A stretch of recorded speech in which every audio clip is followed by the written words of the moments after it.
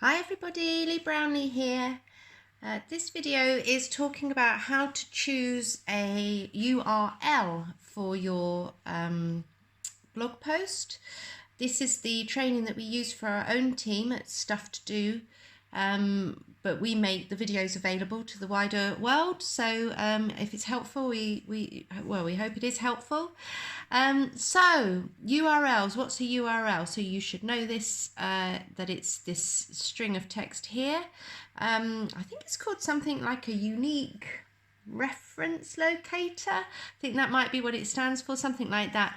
But it's basically every single page on the internet has a unique URL, and that way obviously the search engines can catalogue all of the billions, if not trillions, of pages out on the World Wide Web. So URLs are important because they reflect, as with everything in SEO, they will reflect the content on your page.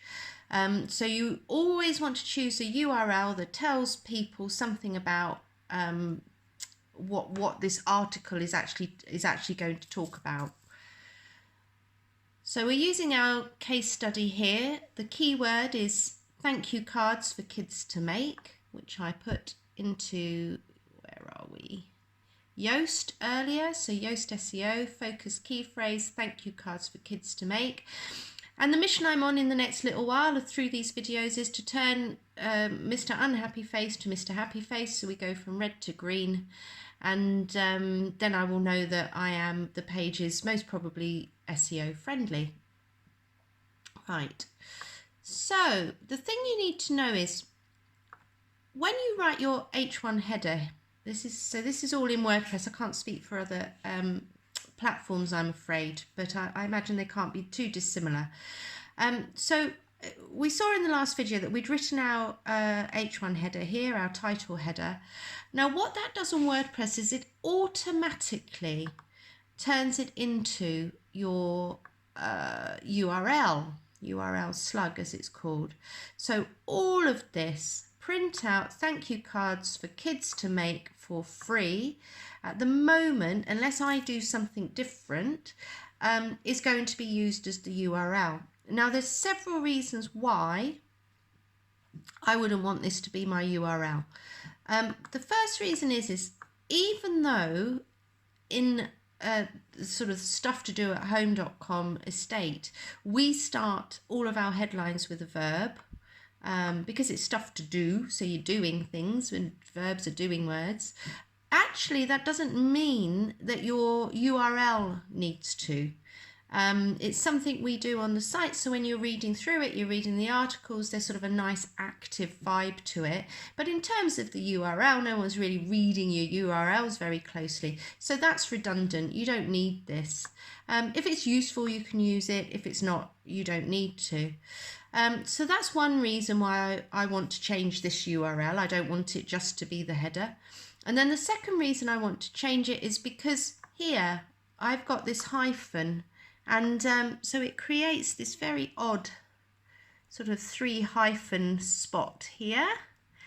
And generally speaking, the internet doesn't really like hyphens or gaps or anything like that. It doesn't like grammar too much. Doesn't even really like little words like for and to too much, to be honest.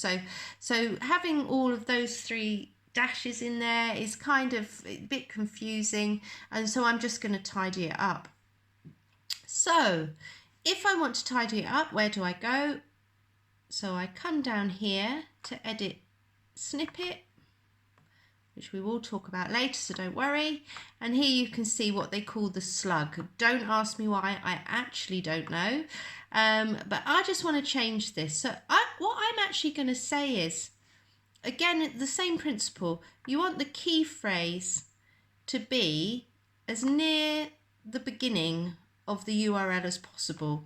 Yeah, so in the same way that you want the key phrase to be as near the start of the sentence in the H1 header, you want it to be as near the start of the URL as possible. That tells the algorithm that this is important. This string of text is important. So I'm gonna get rid of printout and There we go. So I'm going to start with thank you cards for kids to make. And then what I'm going to do is I'm just going to say free, because the internet loves that word. And I'm going to say printable, because I happen to know from my earlier keyword research when I identified thank you cards for kids to make that printable is also quite a reasonably well searched term in this space. So there we are, that's going to be my URL. So now I've updated it there, and then we see thank you cards for kids to make free printable. It's automatically changed for me over there. So there we go. That will be my URL.